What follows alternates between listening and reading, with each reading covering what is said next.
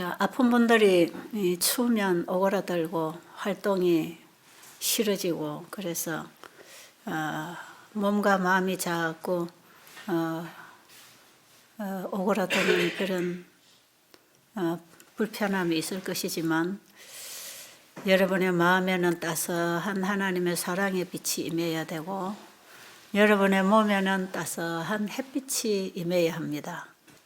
제가 더운 지방을 갔지만 거기는 겨울이라 북쪽에는 좀 추워요. 남쪽에는 그냥 봄 날씨 같고요. 근데 제가 좀 북쪽에서 이 세미나를 할 때에 아주 추웠습니다. 거기는 난방 시설이 안 돼 있으니까요. 이 겨울이 되면 아주 추워요. 근데 뭐 방에도 온돌이 돼 있는 것도 아니고 히터가 들어오는 것도 아니고 이불이라는 게 그냥 별로 두껍지도 않고 옷을 있는 대로 다 끼어 입고 자도 추워요. 그런데 그 학교에서 우리 36 고등학교에서 세미나를 했는데 그게 학생들도 있지만 이 세미나에 참석하려고 여러 주변 지역에서 온 환자들도 있었고 배우고 싶어서 또 뭔가 봉사를 해보고 싶어 오시는 이런 지도자들도 있었는데 그게 몇몇 환자가 참 약한 환자가 있었어요. 그런데 그 의자 바닥은 아주 그 여름에 플라스틱 있잖아요. 찬 거 그걸 깔고 1시간씩 앉아서 강의를 들어야 되는데 뭐 강의실 안에도 뭐 난방 시설이 돼 있는 것도 아니고 그분들을 그 차가운 의자에 앉혀놓고 제가 강의를 하는 게 너무 불편했어요. 복음은 좋은 소식이지만 몸이 괴로우면 좋은 소식도 좋게 들리지 않잖아요. 우리 배들 여기 오니까 따뜻하고 너무 좋네요. 오늘 아침에 교회 들어오니까 훈훈하고 참 좋습니다. 그리고 밤에 잠을 자는데 얼마나 춥겠습니까, 그분들이, 그죠? 또 제가 머무는 곳은 뭐 강사라고 해서 조금 따뜻한 물이라도 나와서 샤워할 수 있었는데 그 숙소에는 따뜻한 물이 안 나와요. 그리고 그 물이 이렇게 맑은 물이 아니고 아주 연한 황토색 물. 다 수도꼭지에서 그런 물이 나오는데 그걸 가지고 밥을 하고 겨우 마시는 물을 사다 먹기는 하지만 정말 밥을 먹을 수가 없는 그런 지경이에요. 제가 처음에 열흘 세미나 한 장소가 그런 곳이었습니다.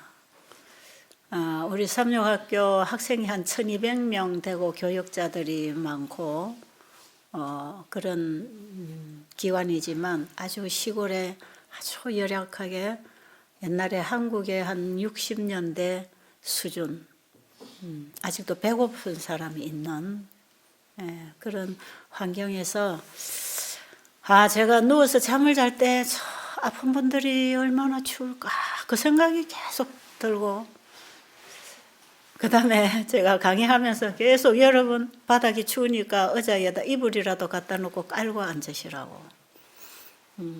그 찬데 오래 앉으시면 환자들은 몸이 차면 회복이 잘 안 됩니다. 면역이 떨어져요. 몸이 자꾸 차면. 우리 인체의 온도가 36.5에서 37도 사이는 유지를 해야 면역력 활동이 좋아집니다. 몸이 너무 차면 몸을 좀 따뜻하게 해줘야 돼요. 그래서 반드시 양말을 신고 그 사람들은 또 양말도 잘 안 신어요. 어떤 사람은 왜 안 신느냐 하니까 씻어놓고 신을 게 없다 그래요. 그래서 우리가 신고 같은 양말을 벗어줘야 되는 이런 상황들. 그리고 환자에게 이런 물로 음식을 해서 먹인다는 것 자체가 참 마음이 아팠어요. 그런 상황에서 세미나를 하는데 제가 더 하고 싶은 말이 있어도 길게 할 수가 없었어요. 이 사람들 추울 것 같아서. 엉덩이가 얼마나 차였으면 제가 우선에 노래 부르고 기도하고 사회하는 동안에 잠깐 가서 앉아 있어도 엉덩이가 차서 제가 잠바를 갖다 하나는 깔아놓고 이 스카프를 갖다 깔아놓고 앉고 이래야 되는 상황이었어요. 저는 뭐 인도가 더울 때 제가 갔다 왔으니까 뭐 추워봐야 겨울이라고 얼마나 춥겠나 생각하고 갔는데 별 준비 없이 갔는데 그렇게 춥고 배고프고 열악한 환경이 있더라고요. 우리 한국 사람들은 너무 부유하고 풍족하고 너무 호사스럽고 그래서 아마 남의 어려움을 잘 느끼지 못할 수도 있겠습니다. 저는 지금 나이가 71살이죠. 한국의 어려운 시절을 살아본 사람이에요. 그때를 제가 자꾸 생각하게 되더라고요. 뭐든지 있으면 다 주고 오고 싶은 그런 마음. 어쨌든 여러분 이런 좋은 환경에서 태어난 것도 감사하십시오. 여러분 따뜻한 방에서 잠을 자고 일어난 것 감사해 보십니까? 네, 참 감사할 일이에요 이게 다. 네. 아무리 내가 잘하고 싶어도 안 되는 환경이 있잖아요. 여러분 일어나면 따뜻한 물에 샤워할 수 있고 깨끗한 음식 먹을 수 있고 네, 얼마나 감사합니까? 그런데 제가 두 번째 세미나 열흘 집회는 남인도 지회에서 했습니다. 전 세계에 우리 교단의 대총회 안에 지회가 12개가 있다고 합니다. 그 중에 인도의 남아시아 지회가 있어요. 거기 지회 보건절제부에서 집회를 주관을 해서 세미나를 했어요. 거기는 주로 이제 지도자들, 목사님들, 의료 선교사 세미나, 뭐 환자 중심이 아니라 이런 교육 세미나를 하게 됐죠. 그랬는데 거기에 정말 중증 환자분이 목사님이 한 분이 오셨어요. 그런데 이 목사님은 평신도 목사님이에요.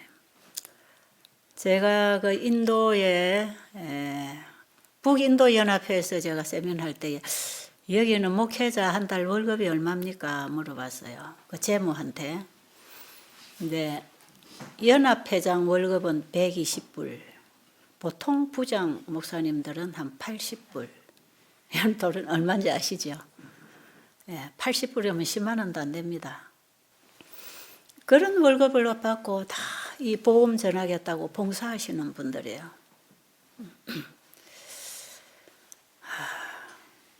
근데 제가 그 지회에서 집회를 할 때에 이분은 평신도 목회자입니다. 이 손을 만져보니까 손이 더들더들하고 이게 얼마나 일을 많이 했는지요.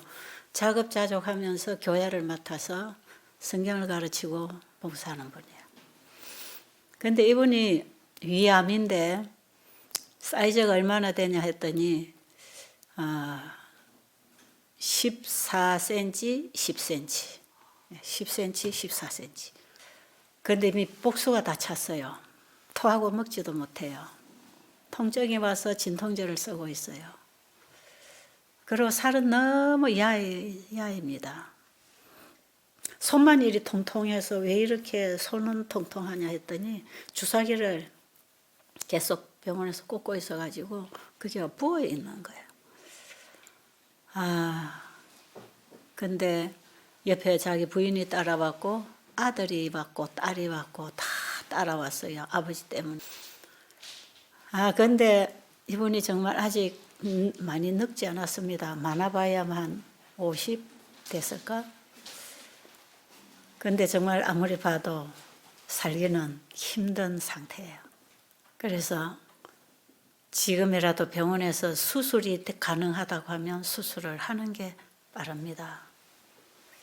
여기서 자연치료, 물론 하나님의 뜻이 어디 있는지는 몰라. 그래서 때로는 기적적인 회복을 경험하는 사람도 있지만 제가 사람으로서 사람과 상담을 할 때에 저는 사람의 상식선에서 상담을 해줄 수밖에 없지요. 하나님의 기적은 환자와 하나님 사이에서 일어날 일이고 제가 도와드리는 환자에게는 제가 도와드리는 부분에서 항상 말을 하니까요. 그래서 제 생각에는 수술을 받을 수만 있으면 받고 회복하는 게 좋다. 그랬더니 위를 다 드러내야 되는데 그래도 괜찮냐 그래요. 그래도 그게 훨씬 낫다. 위를 다 드러내도 이 식도에서 12장하고 연결해서 수술을 많이 해요. 그래서 괜찮다고. 할 수 있으면 하라고. 이랬더니 처음에는 수술할 돈이 없다 그래요. 그래서 이제 제가 어떻게 수술을 시킬 수 있나를 좀 생각을 하고 도와드려야 되겠다는 생각을 했어요. 그런데 나중에 연락을 하니까 수술이 안 되는 상태에서 퇴원한 거예요. 수술할 수 없다고 이제 그런 결론이 내려졌고, 그게 이제 가족들이 함께 머무르게 됐어요. 그랬는데 제가 이제 가족들에게 물어봤지요. 처음에 수술을 하라고 하는 말을 하기 전에 수술을 할 수만 있으면 수술을 하는 게 빠른데 가족들은 어떻게 생각하십니까 하니까 그 부인이 저는 남편이 필요하고 우리 아이들은 아버지가 필요합니다 그래요. 어떻게 해서든지 살려야 된다는 그런 얘기겠죠. 이제 그랬는데 수술이 안 됐고 그다음에 이제 이분은 거기 계시게 됐죠. 아무것도 못 먹어요. 계속 토합니다. 잠도 못 자고 온 가족이 붙어서 간호를 하는 그런 상황에 참 힘들었죠. 그래서 제가 그분에게 준비하라 그랬어요. 하나님께서 치료하실 수도 있지만 이대로 잠들 수도 있다. 준비하는 게 더 중요하다. 병을 고침받기보다는 영생을 받는 게 더 중요하니까 준비를 하십시오. 첫째는 예수님이 나를 구원해 놓으셨다는 그 사실을 믿으세요. 구원은 미리 준비된 선물입니다. 창조 때부터 이미 그 이전부터 영원 전부터 하나님이 준비하신 게 구원입니다. 이 우주를 창조하기 전부터 어떤 죄로 인한 문제가 생길 때 그 죄인에 대한 용서와 구원이 준비되어 있었고 죄가 있는 그 자리에 바로 예수님이 에덴 동산에서 물론 양이 죽었지만 그 양은 예수님을 상징했고요. 실제로 2000년 전에 예수님이 이 땅에 오셨고 그 예수님은 우리의 죄를 가지고 죽으신 분입니다. 예수님은 죄가 없는데 왜 죽으시겠습니까? 우리의 죄를 가지고 죽으실 때 거기에 내 죄가 포함되어 있습니다. 그래서 우리는 개인적으로 예수님이 내 대신 죽으셨다고 믿는 것이 예수를 믿는 것입니다. 그 예수를 믿는다는 그 믿음에는 내가 포기되는 것이지요. 내가 죽고 그리스도가 내 안에 사시게 하는 게 믿음입니다. 여러분 그냥 믿음이라는 것은 막연하게 믿습니다 하고 교회만 열심히 다녀가지고 그게 구원이 이루어지는 게 아니고 믿음은 상대방이 주는 선물을 받아들이기 위해서는 내 손에 쥐고 있던 물건을 놔야 상대방이 주는 선물을 받을 수 있는 것처럼 예수님을 내 마음에 받아들이려면 내가 포기돼야 되죠. 내 안에 있는 게 다 죄니까요. 그 죄를 드리고 영생을 받는 것입니다. 우리 어제 그제도 전도사님이 계속 죄 문제에 대해서 강의를 하셨죠. 내가 죄다 말이에요. 내 자체가 죄인이고 내 마음 자체가 죄 덩어리입니다. 죄를 계속 만들어내는 공장이 내 마음입니다. 그래서 예수님이 우리에게 영생을 주시려고 이 땅에 오셔서 십자가에 죽으실 때는 죄인이 죽어야 할 죽음을 그분이 대신 죽으시고 자기가 십자가에 죽고 예수님을 받아들이는 자 속에 예수님이 이제 주인이 되어 사실 것입니다. 그래서 예수를 믿는다 하는 것은 바로 내가 죽는다 하는 것하고 같은 의미. 내가 죽고 예수님이 내 안에 사신다.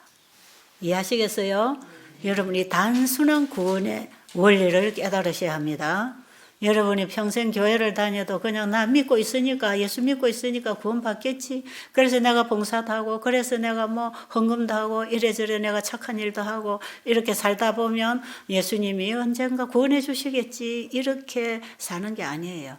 믿음은 나를 드리고 그분을 받아들이는 것. 그렇죠? 아십니까? 그래서 내 안에 주인이 바뀌는 것입니다. 내 안에 주인이 바뀌면 내 목숨도, 내 삶도, 내 시간도, 내 재정도, 내가 가진 모든 것은 주님 것입니다. 그렇게 살아가는 것이죠. 살아도 그렇게 사는 것이죠. 그래서 나를 위하여 예수님이 죽으신 것을 믿으면 이제 이후로 나를 위하여 살지 않고 나를 위하여 죽으시고 부활하신 그분을 위하여 사는 것. 이게 고린도서 5장 14절과 15절에 있는 내용이에요. 여러분이 구원 문제에 대해서 명확하게 이해해야 합니다. 자, 그래서 제가 그 목사님에게 그랬어요. 목사님, 지금까지 복음 전했죠? 목사님이 전하신 그 예수님을 이제는 목사님 자신의 구주로 받아들이세요. 그분이 그래요. 그렇게 하겠다고. 내가 지금까지 예수를 다른 사람의 구주로는 전했지만 나의 구주로 내가 받아들였는지 그 부분에 있어서 자신감이 없는 거죠. 그렇게 하십시오. 이제부터는 내 구주, 나의 구주로 예수를 믿으세요. 이제 내 구원을 준비하세요. 여러분, 우리 자신은 다 우리 자신의 구원을 준비해야 합니다. 아시겠어요? 여러분 구원 안 받고 싶으세요? 받고 싶으세요? 구원은 받고 싶으면 받는 것이 구원입니다. 아십니까? 받고 싶으면 받도록 주신 것이 구원이에요. 그런데 왜 우리가 못 받는가? 받을 그릇을 마련해 드리지 않았어요. 내 마음에 내 자아가 내가 주인이 되어 있고 예수도 믿고 천국 가려고 그러죠. 그건 안 됩니다. 주인을 바꿔야 돼. 우리 마음의 주인을 바꿔야 돼. 그래서 내가 그리스도와 함께 십자가에 죽고 그리스도가 내 안에 영접되어 내 안에 그분이 사시게 하는 것. 이 죽고 받아들이고 그게 믿음입니다. 그게 믿음. 믿음은 그분에게 나를 드리는 것, 맡기는 것, 의뢰하는 것. 그 다음 이제 이후로는 내가 주인이 아니니까 내 뜻대로 사는 게 아니고 주님 뜻대로 살게 되는 것. 어떻게 할 때 주님 뜻대로 사는가? 날마다 내가 죽었다는 사실을 믿고 그 잊어버리면 안 돼요. 죄를 드리고 구원을 받아서 바꾸었으니까 다시 이 죄를 가지려 하지 말고 죄는 끊임없이 그분에게 드려놓은 상태로 예수님이 내 안에 사시면 그때부터는 우리 마음에 어떤 변화가 일어나느냐 하면 이런 경우에 예수님은 어떻게 말씀하실까? 어떻게 일하실까? 예수님이 뭐라고 말씀하셨나? 이것이 궁금합니다. 왜? 그렇게 살고 싶으니까. 그래서 우리가 말씀을 보고 그 말씀에서 예수님의 음성을 듣고 받아들이고 살고 그래서 믿음과 순종이 우리의 삶 속에 끊임없이 이루어지는 삶이지요. 그게 믿음으로 사는 그걸 믿음으로 말미암는 의라 그럽니다. 그래서 로마서에 사도 바울이 복음서를 쓸 때 믿어 순종케 되나니 여러분 믿어 순종케 되는 것이 믿음으로 말미암는 의단 말이에요. 교회를 오래 다니신 분은 로마서의 복음이 믿음으로 말미암는 의인 줄 알아요. 그런데 그 믿음으로 말미암는 의가 굉장히 막연합니다. 그런데 바울은 믿어 순종케 되나니 모든 이방인들로 믿어 순종케 하려고 하나님이 영세전부터 감추어졌던 그 비밀을 나타내셨는데 그분이 이 땅에 오신 예수 그리스도라고 전하고 있는 것이에요. 자, 믿음이 뭔지 확실히 짚으세요. 여러분 이거 짚어야 합니다. 나를 드리고 그분을 가지고 받아오는 것.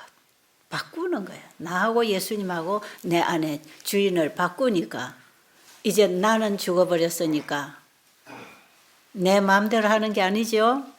내 가진 모든 것은 주님 것이죠. 주님이 내 안에 주인이니까 주님 뜻대로 살아야 되겠죠. 우리의 몸과 행동과 말은 내 마음이 어떠하냐에 따라서 따라가는 것이기 때문에 우리가 예수님을 내 마음에 영접했다면 내 행동은 순종하게 되는 것입니다. 그렇겠죠? 내 마음을 내가 운전하지 않고 주님이 내 마음을 운전하기 때문에 내 생각과 내 말과 내 행동과 내 삶을 그분이 운전해서 인도하시는데 말씀을 통해서 인도하십니다.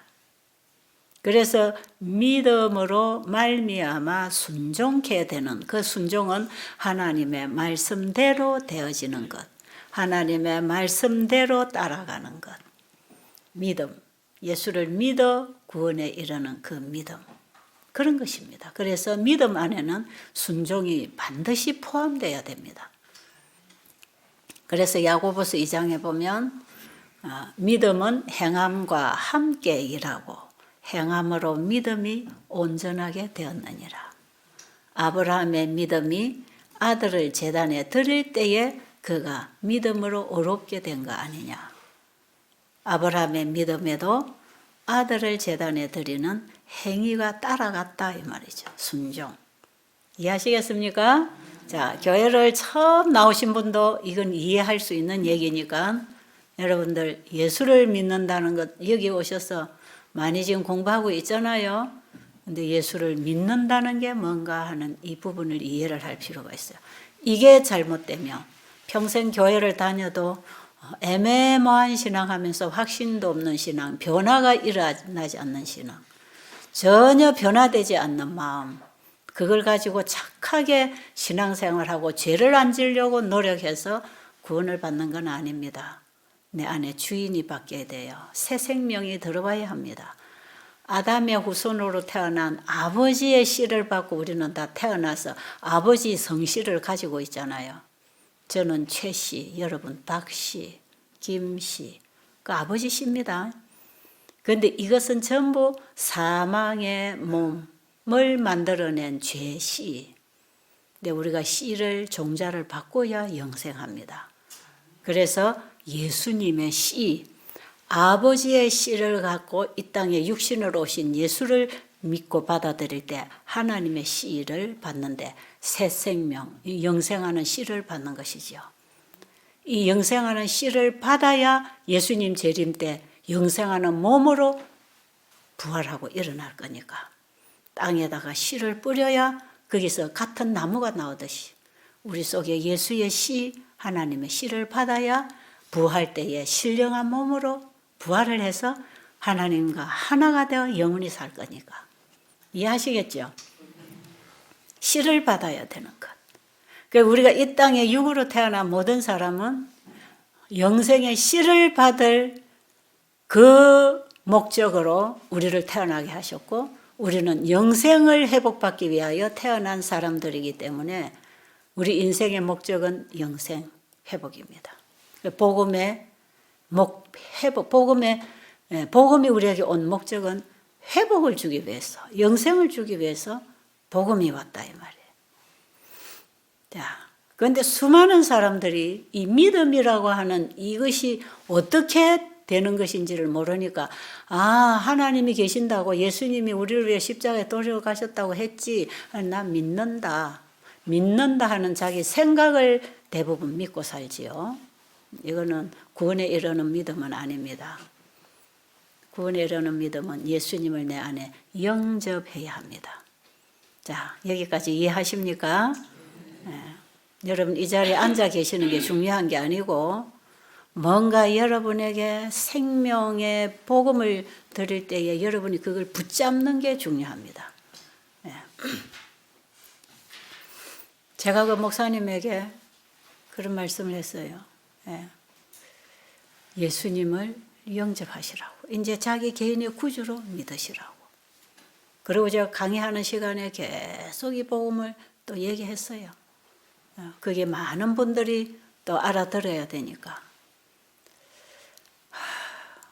그래서 그분이 나중에 제가 이제 마치는 날 아침에 제가 이제 거기서 또 자동차를 타고 2시간 와야 이제 국내선 비행기를 탈 수 있고, 국내선 비행기를 타고 3시간을 와야 델리에 와서 국제선 비행기를 탈 수가 있어요. 그래서 제가 딱 30시간 만에 집에 도착했습니다. 출발하고. 그 30시간에 잠 한숨 못 자고 계속 차에 앉아 있든지 비행기에 앉아 있든지. 그러고 제가 집에 도착했어요. 근데 제가 마지막에 아침에 나올 때에 그 가족들이 제 차 타는데 다 나왔어요. 그 부인이 저보고 이런 말을 했어요. 자기 마음이 너무 불안하고 힘들었는데 이번 열흘간 하나님이 함께 계시는 성전에서 편안하게 하나님과 함께 있었던 기분이라고. 내가 이렇게 하나님 앞에서 편안하게 지내본 일이 없는데 너무 편안했다고. 막 울어요. 남편도 눈물 흘리고. 그래서 제가 앞으로 계속 그렇게 사세요. 우리가 있는 그곳이 성전이고 내 몸이 성전입니다. 내 몸이 성전이에요. 제가 예수님을 나의 개인의 구주로 받아들일 때 내 몸이 베델이 되었어요. 하나님의 집이지요? 원래 우리 몸이 하나님의 집 맞습니까? 네, 하나님이 가시는 성전 아닙니까? 하나님은 우리 마음 성소, 우리 마음의 집에 그분이 임하시려고 예수님이 오셨단 말이에요. 예수님을 내 마음에 받아들일 때 내 몸이 베델이 되었어요. 베델이. 내 몸이 내가 베델이 되니까 내 집이 베델이 되고 내가 있는 곳이 베델이 될 거 아니겠어요? 그래서 여기가 베델 수양원입니다. 베델. 예. 그때부터 저는 제 집을 나의 집이라고 생각 안 하고 아버지의 집, 우리 하나님의 집이다. 내 집도, 내 시간도, 내 재정도, 내 건강도, 내가 가진 모든 것은 아버지 거다. 내 집은 아버지 집이야. 그래서 불쌍하고 병든 영혼들이 찾아오는 집으로 개방을 했고, 불쌍한 사람들 내 집에 데리고 와서 같이 먹고 봉사하고 살게 됐고, 이 일이 점점 해가 갈수록 많은 사람들이 찾아오니까 이렇게 베델 동산이 하나 만들어진 거예요. 처음에는 그냥 내 집에서 방 한 칸을 환자들에게 내드렸지요. 교도소에서 나오는 사람, 배고픈 사람, 병든 사람, 내 집에 그냥 내 집이 아닙니다. 여기는 우리 하나님의 집입니다. 우리 아버지 집이니까 만민이 기도하고 도움받고 복음받고 갈 수 있는 집으로 제 가장 작고 열악한 집에 방 한 칸을 아버지께 이 집을 다 드리면서 거기에 손님을 맞이하기 시작했죠. 그때부터 내 집이 없어졌어요. 저는. 그때부터 내 집이 없어지고 끊임없이 우리 아버지 집에 나도 살고 여러분도 살고 우리 집이 된 거죠. 베델이라고 하는 이 베델의 이름은 바로 제 신앙을 얘기하고 있는 것이에요. 내가 하나님을 어떻게 믿고 있는가, 어떻게 믿고 따라왔는가 하는 하나의 증거물이 만들어진 게 이 베델입니다.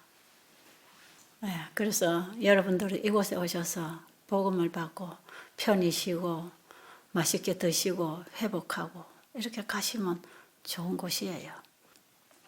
지금은 제가 운영을 안 하지만 제가 한 4년 전까지는 제가 운영을 그렇게 했습니다. 자, 저는 앞으로도 그렇게 살 것이고 더 주님과 가깝게 살고 싶은 그런 마음이죠. 제가 어디로 가나 내가 있는 곳은 베델이다. 베델이라는 이름을 붙여서가 아니라 그 정신과 삶이 베델이 되어야 된다는 거예요. 여러분 베델이 뭔지 창세기 28장부터 나오나요? 야곱이 얘기가. 예. 베델이 뭔지, 어떻게 베델이 썼는지 알게 될 거예요. 여러분이 아마 만드신 분이 고치신다 책 맨 뒤에 보면 제 간증이 간단하게 기록되어 있는데 거기에 베델이란 이름을 왜 붙였는지 그게 약간의 간증을 써놓은 게 있어요. 예. 어쨌든 저는 그분들을 두고 이제 올 때 뭐 거기 많은 분들 많은 얘기 있지만 저는 그분들이 자꾸 생각이 나지요. 제가 그분들에게 어떤 얘기를 했냐 하면 그분들이 굉장히 믿음이 좋단 말이에요. 그리고 완전히 예수님께 매달리는 믿음을 제가 봤어요. 자, 그런데 여러분, 예수를 진짜 믿었기 때문에 병이 다 나을 수 있다. 그건 아닙니다. 여러분이 여기서 정말 예수님 만나고 거듭나고 변화되고 말씀에 철저히 순종하는 새로운 생애가 만들어져도 병은 안 나을 수 있습니다. 그렇게 하면 분명히 병이 낫는 길인데 안 나을 수도 있어요.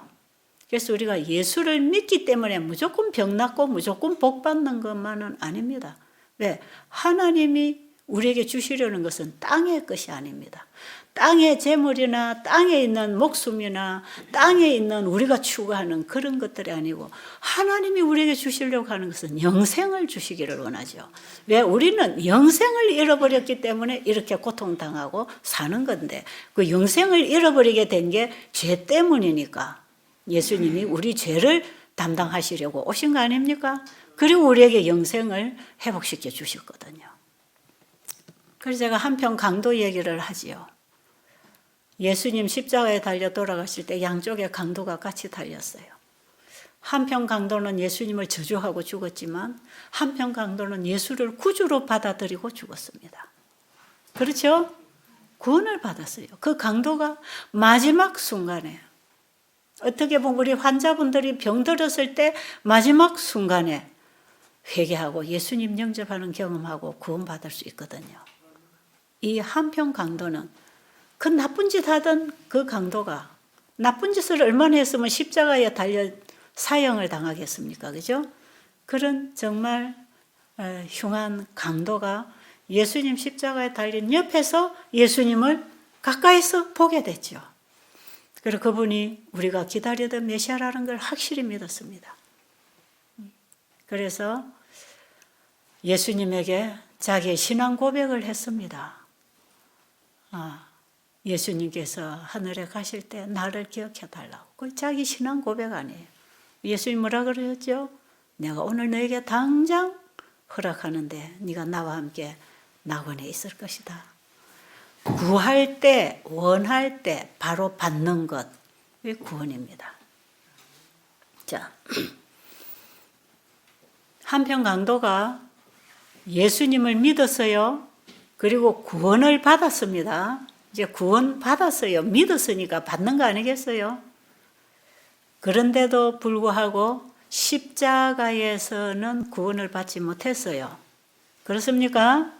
그날에 예수님 돌아가실 때 강도도 함께 십자가에서 죽었어요. 우리가 예수를 믿었다고 해서 무조건 병이 나거나 무조건 우리가 원하는 대로 이루어지는 건 아닙니다. 그날 강도는 마지막 순간에 구원을 받았지만 십자가에서는 구원을 받지 못하고 거기서 죽었어요. 우리 환자들이 지금 병 중에 병으로부터는 구원을 못 받지만 영생은 받을 수 있습니다. 그걸 여러분이 꼭 붙드셔야 합니다. 예수님은 우리에게 구원을 주시려고 오셨습니다. 아십니까? 예수님 우리의 구주십니다. 죄로부터 구원을 해주시려고 오셨어요. 여러분 오늘 그 예수님을 여러분의 마음에 깊이 새기시고 물론 받아들이는 일이 먼저 돼야 되겠지만 그분 안에서 교제하고 사귀고 사시는 신앙 경험을 하루를 살든 1년을 살든 그 경험 속에 머무르게 되기를 바랍니다. 하나님과 함께 있는 그 믿음, 하나님의 성전에서 나와 아버지가 하나로 함께 있는 그 믿음, 그 믿음으로 여러분들이 지내신다면 수많은 걱정, 근심과 고통도 초월할 수 있는 하늘의 힘을 얻게 될 것입니다. 자, 그래서 오늘 하루 여러분이 정말 여러분의 인생에 가치 있는 시간 되도록 하세요. 정말 내가 오늘 그 구원을 붙잡았다면 오늘부터 우리는 영생에 들어가는 것이에요. 내가 착해지도록 기다리지 마세요.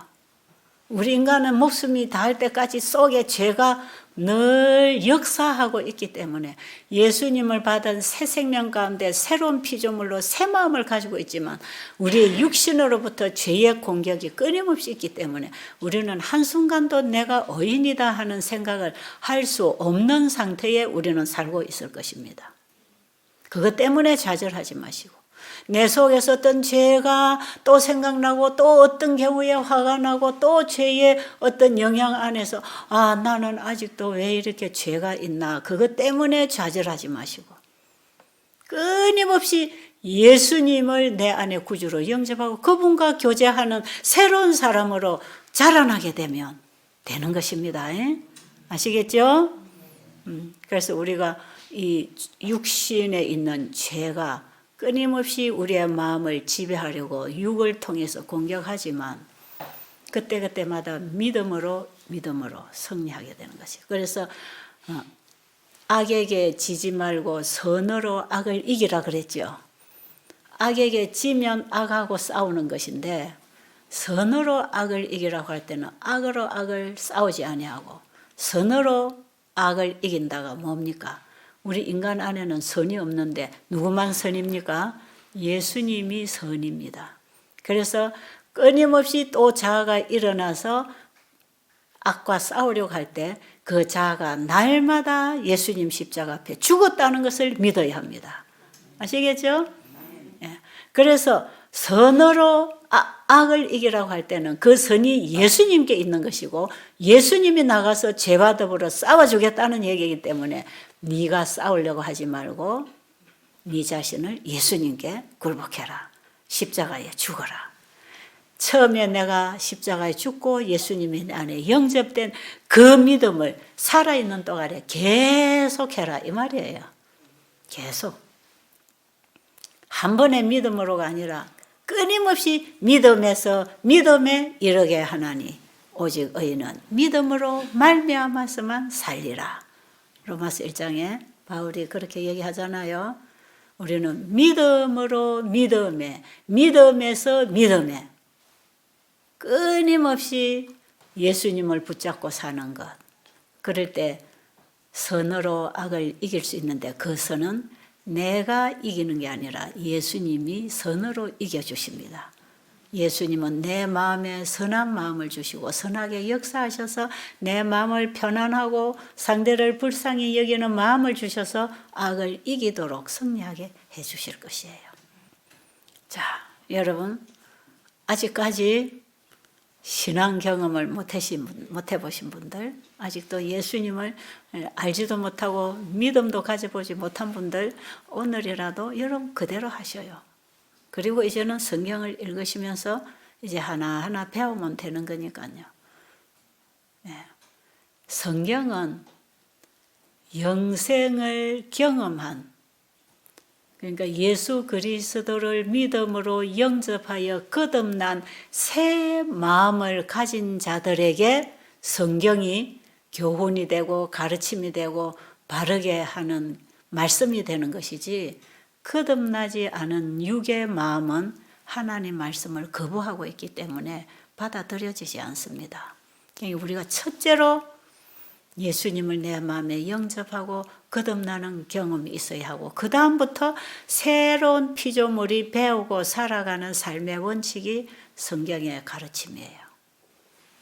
끊임없이 예수님을 통해서 거듭난 사람에게 끊임없이 양식을 주시고 자라게 하시는 생명, 영생의 양식이죠. 하나님의 말씀은 생명의 말씀 할 때 거듭난 새 사람들이 찾아 먹고 힘을 얻고 움직이고 사는 양식, 거듭난 그리스도인들이 가는 길을 비추는 등불, 이런 게 성경이죠. 제가 옛날에 예수님을 영접하기 이전에 교회를 다닐 때, 유고로 교회를 다닐 때 성경 말씀은 한 말씀도 내 마음에 공감이 안 되고 이해가 안 되고 지켜지지도 않고 이 말씀은 나하고 전혀 거리가 먼 그런 말씀이었어요. 그런데 내가 정말 예수님을 만나고 내 몸이 내가 예수님의 성전이 되고 내 삶이 예수님의 집이 되어서 이렇게 말씀을 먹고 싶고 살고 싶어서 마음을 열고 계속 말씀을 볼 때 그 말씀은 내 인생을 열어주는 새로운 빛이었습니다. 그래서 제가 예수님 따라 여기까지 오게 된 것이에요. 제가 뭐 1, 2년에 한두 번의 신앙 경험을 갖고 여러분에게 신앙 고백을 하는 게 아니고 그 예수님이 나를 죄로부터 구원해서 어떻게 새로운 생애를 살게 했는가. 그 새로운 빛이 계속 오는 그 빛을 따라서 올 때 끊임없이 육의 죄의 정욕이 나를 넘어뜨리고 공격하고 실패하게 하는 그런 넘어지는 반복이 있었지만 의인은 7번 넘어져도 8번째 다시 믿음으로 일어나라 그랬죠. 바로 그게 의인이라는 거예요. 한 번 넘어졌기 때문에 포기하지 말고 또 일어나 믿음으로 또 시작해. 다시 시작. 우리는 그래서 희망이 있는 것입니다. 우리의 중보자가 있기 때문에 우리는 다시 회개하고 일어날 수 있는 것이에요. 얼마나 복음이고 우리에게 기쁜 소식입니까? 그래서 이 복음은 제 개인에게 정말 기쁜 소식이고 나에게 복음이에요. 나에게 복음이에요. 이 복음은 죄인에게 복음입니다. 아십니까? 매 순간 그분이 나의 복음이 되신다는 것은 매 순간 나의 죄로 인해서 내가 고통을 당하고 있다는 것이지요. 자, 여러분 이제는 무엇을 구하고 살아야 되는지 오늘 한번 다시 생각을 정리하시고 좋은 하루가 되시기 바랍니다. 자, 오늘도 이제 여러분이 이제 이 밖에 나가면 햇살이 따뜻하게 비칠 거예요. 제가 인도에서 햇빛에 자꾸 서 있었어요. 강의를 하고 나오면 제 숙소로 가는 그 거리에 오전 시간에 아주 햇빛이 따스하잖아요. 그래서 제가 가다가 길가에 서 있어요. 왜냐하면 이 햇살이 얼마나 따스하게 제 몸을 따뜻하게 해주는지요. 그래서 너무나 따스한 햇빛이 이렇게 햇빛이 따스하고 좋을 때가 또 있었나 싶을 만큼 그 햇빛이 너무 좋았습니다. 내 온 세포가 빵실빵실 웃는 것 같아요. 따스하니까요. 제가 그 햇빛을 받으면서 무슨 생각을 했냐면 우리의 차가웠고 차디차고 얼음덩어리 같은 우리의 굳어있는 마음에 예수님의 사랑의 햇빛이 임하면 굳어있는 우리의 마음도 녹아지는 거 아니겠어요? 그래서 제가 그런 경험을 하면서 여기에 하나님 몰라서 정말 가슴이 찼고 굳어있는 저 영혼들 그들의 가슴 속에 예수님의 사랑의 따스한 햇빛이 비추어서 그들의 마음이 따뜻해지고 편안해지면 얼마나 좋겠습니까? 제가 그런 기도로 그런 바람으로 계속 집회를 했어요.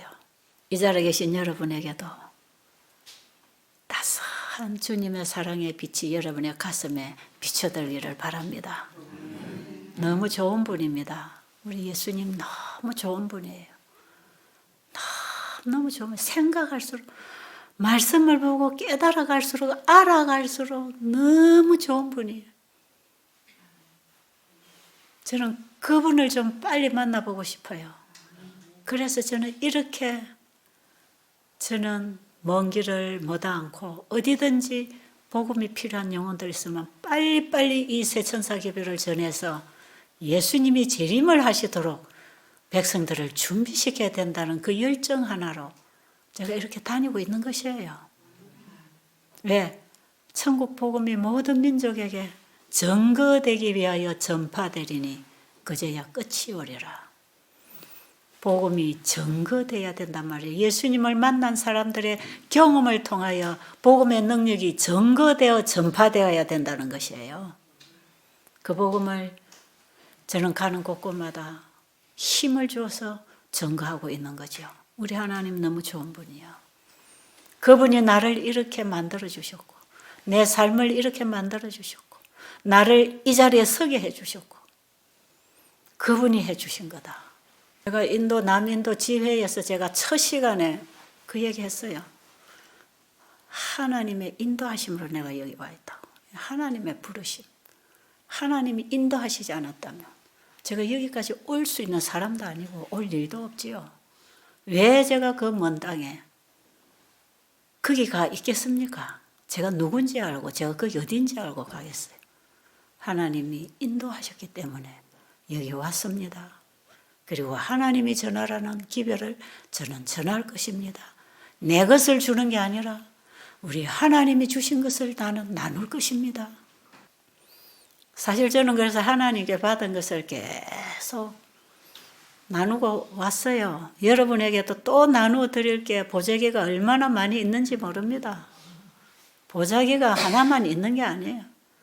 수없이 하나의 경험들이 쌓여지면서 보자기가 지금 늘어나고 있어요. 계속 늘어나고 있어요. 할 말이 얼마나 많은지 몰라. 그 우리 하나님을 얘기할 수 있는 자료가 얼마나 많은지 몰라. 그랬더니